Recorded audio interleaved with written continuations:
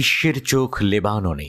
Israel ও Lebanese প্রতিরোধের মধ্যে চলমান যুদ্ধ এক মারাত্মক মোড়ে পৌঁছেছে। যুদ্ধবিরতির আলোচনার মধ্যে এক নতুন হাওয়া বয়ে গেছে।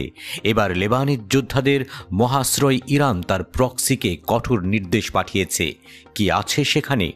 লেবানিজ প্রতিরোধের প্রতি তেহরানের নির্দেশনা, যুদ্ধবিরতির প্রস্তাব গ্রহণ করো। কিন্তু প্রশ্ন হলো, এটা কি আসলেই সম্ভব? ইরানের প্রক্সিটি কি আদৌ নিজেদের অস্তিত্বের সঙ্গে চুক্তি করবে?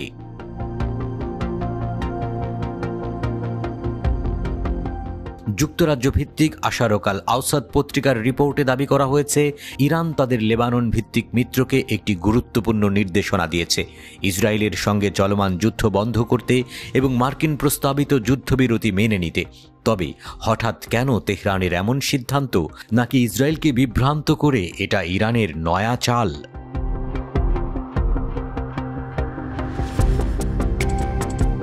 লেবাননের পরিস্থিতি অত্যন্ত সংকটাপন্ন।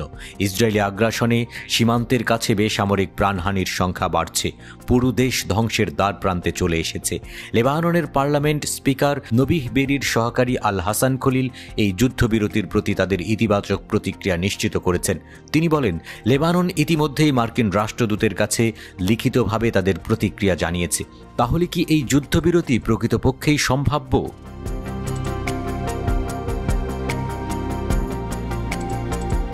এদিকে হোয়াইট হাউসের বিশেষ দূত আমোস হোস্টেইন বর্তমানে বৈরুত সফরে রয়েছেন। এই সফরের উদ্দেশ্য লেবানন এবং ইসরায়েলকে একটি স্থায়ী যুদ্ধবিরতির দিকে নিয়ে আসা। কিন্তু তা সহজ হবে না।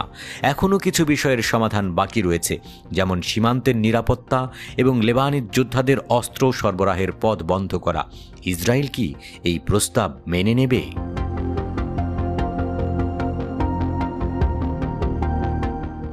যদিও লেবানন এবং দেশটির ইসলামিক প্রতিরোধ যুদ্ধবিরতির পক্ষে, কিন্তু ইসরায়েলি প্রধানমন্ত্রী বেনিয়ামিন নেতানিয়াহু স্পষ্টতই শর্ত সাপেক্ষে যুদ্ধবিরতি মেনে নেবেন।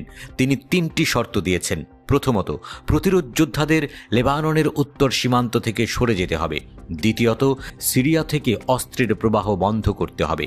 এবং তৃতীয়ত, দক্ষিণ লেবাননে ইসরায়েলি সেনাদের কাজ করতে পূর্ণ স্বাধীনতা দিতে হবে।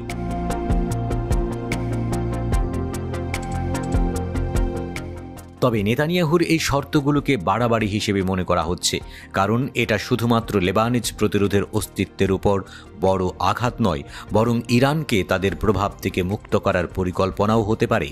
যুদ্ধবিরতির আলোচনার মধ্যেই সোমবার ইসরায়েলি বিমান বাহিনী লেবাননের রাজধানী বৈরুতের একটি ঘনবসতিপূর্ণ এলাকায় হামলা চালিয়েছে, যাতে 5 জন নিহত এবং 31 জন আহত হয়েছে। যুদ্ধবিরতি হলেও ইসরায়েল তার সামরিক অভিযান থামানোর পক্ষে নয়। নেতানিয়াহু দাবি করেছেন, আমরা লেবানিজ প্রতিরোধকে শাস্তি দেব, যুদ্ধবিরতি হলেও।